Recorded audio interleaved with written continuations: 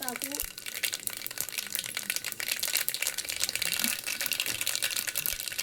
వెల్లుల్లిపాయలు friends,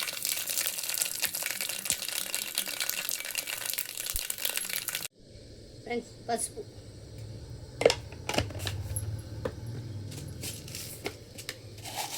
friends నేను కొద్దిగా వేసి చింతపండు మేము కొద్దిగా మీడియంగా తింటాం ఫ్రెండ్స్.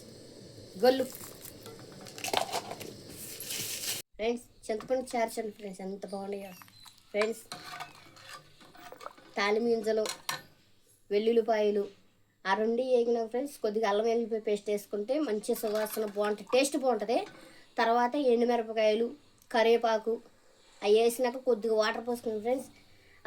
అది కూడా వాటర్ కాగుతూ ఉండగా చింతపండు టమాటా పిసికేసి వేసేయాలి ఫ్రెండ్స్. వేగిపోయినాక తర్వాత కొద్దిగా మరుగుతూ ఉన్నప్పుడు రసం పొడి వేయాలి. రసం పొడి వేసి తర్వాత కొంచెం ఒక 5 నిమిషాలకి ఇదిగోండి ఫ్రెండ్స్ కొత్తిమీర వేసి తింటమే ఫ్రెండ్స్.